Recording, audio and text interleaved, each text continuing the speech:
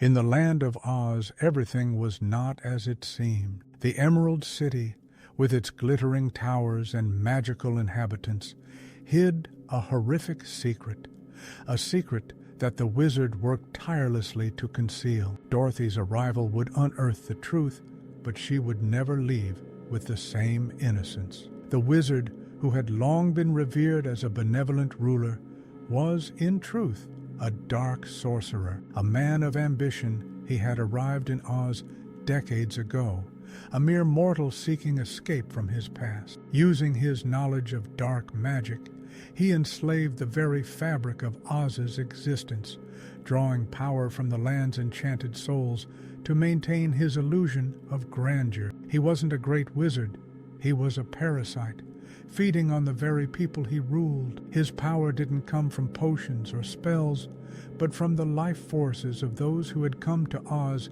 seeking refuge. The wizard had long made a pact with the Wicked Witch of the West. He promised her unparalleled power, but only if she aided him in securing immortality. The witch, known for her cruelty, reveled in this arrangement. The wizard's true plan, however, was far darker than she realized. He would drain her soul, just as he had drained countless others, turning her into nothing more than a vessel for his power. But the witch wasn't easily manipulated, and she had been plotting her revenge for years. Dorothy's arrival in Oz was not the accident she thought it was. The house that fell on the Wicked Witch of the East wasn't a random act of fate. The wizard had orchestrated it, knowing that the destruction of the East would allow him to claim the land for himself. The witch's power was just the beginning of his scheme, and Dorothy was about to play an integral role in it. When Dorothy arrived at the Emerald City,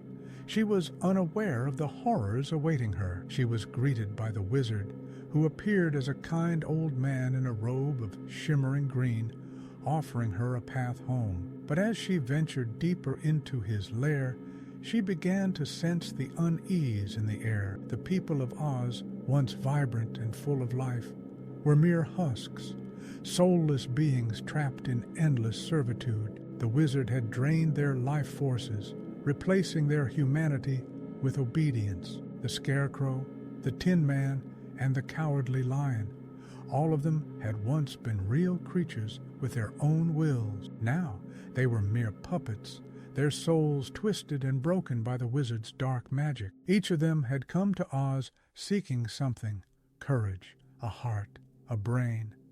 But the wizard had offered them nothing but lies. As Dorothy faced the wizard, she realized the terrible truth. The wizard had been feeding on the souls of those who sought his help, twisting their desires to make them his tools. The Witch of the West had long known the truth, and in her final act of vengeance, she had tried to stop him by using Dorothy as her weapon. But the wizard's magic was too strong. The land itself seemed to pulse with his power, feeding off Dorothy's own fear. As the truth came crashing down on her, Dorothy tried to flee, but the wizard's magic held her in place. The air grew thick with shadows, and the once bright Emerald City began to crumble. The wizard's laughter echoed through the ruins, his true form revealed as a dark, decaying figure, consumed by the very souls he had stolen. Dorothy's scream echoed